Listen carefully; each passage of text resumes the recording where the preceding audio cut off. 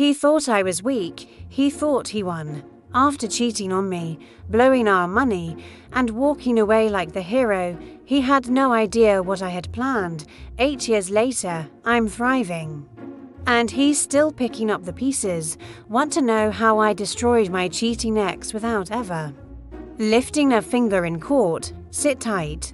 If you've ever been betrayed by someone you trusted, if you've ever wished for the perfect revenge without dirtying your hands, hit that like button, subscribe, and settle in. This one's for anyone who's ever been underestimated. 8 years ago, I was married to a man I genuinely believed was my forever. My ride or die. We got pregnant almost immediately after the wedding, and I was glowing with joy. I was a new mom, building a life with the man I loved. But dreams shatter fast when they're built on lies at first.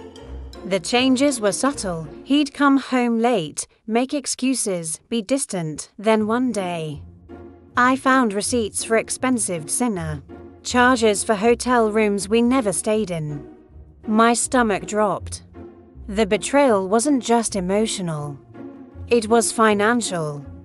He was cheating with his students, strangers online, even his exes.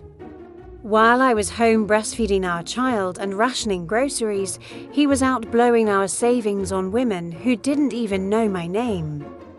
I confronted him. I remember his smirk. The dismissive shrug. He barely denied it. And even worse, he didn't seem sorry. Just annoyed that I found out. That moment broke something in me. But I didn't scream. I didn't beg. I didn't even drag him through court. I filed for divorce quietly and moved on. He thought he won. Like he dodged a bullet. Like I was just another ex-wife to toss into the past. Oh, honey. He had no idea. 6 months later, when the shock had worn off and I'd cried my last tear, something in me clicked. I was done being the victim. I was ready to take back my power. I started with his circle. His colleagues, his best friends, you see. He'd always bragged about how respected he was in his industry, how tight his inner circle was. I shattered that fantasy, one connection at a time. I didn't do it out of lust. I did it because every time I saw the flicker of realization in someone else's eyes that I was his ex-wife, I knew I was chipping away at his world. And then, I turned the heat up. One night, I reached out to him. Casual text. Hey, was thinking about you.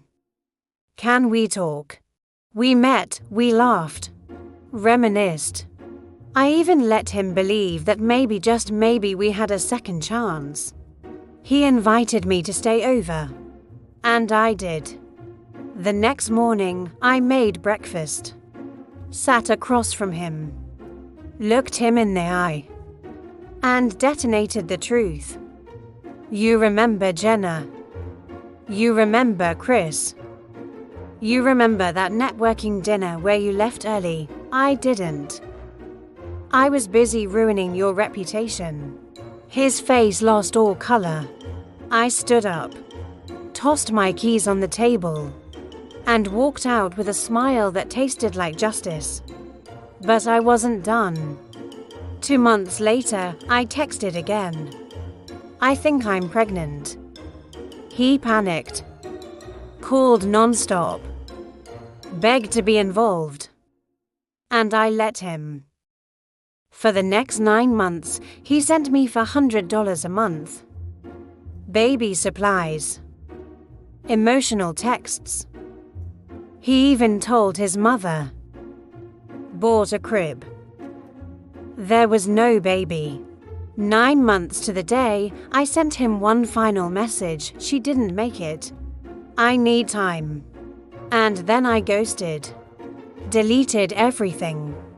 Changed my number. Cruel, maybe. But let me paint the full picture. I was broke. I was starving. I was raising a child alone. He lived in luxury, wine and dining women on our dime. He shattered my life without flinching. So no, I don't feel bad. Today, I'm stable. Strong. Happy. My kid is thriving. And every now and then, I hear whispers from mutuals that he's not doing great. His career's shaky. His reputation's a mess. And deep down, he still wonders if that baby ever existed. That final look on his face when I told him everything was like watching a sandcastle crumble under a wave. All his arrogance, his control, his smugness. Gone. Just a broken man staring at the woman he underestimated. And the cherry on top, the slow burn paranoia of wondering if he was really a father or just a fool. Revenge isn't always loud. Sometimes it's a smile and a goodbye. Sometimes it's letting someone live with the consequences of what they did. And sometimes it's faking a pregnancy to get your rent paid.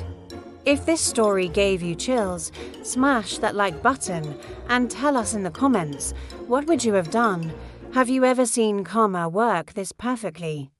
And don't forget to subscribe for more emotionally intense revenge stories every week. Right here on Echoverse Story.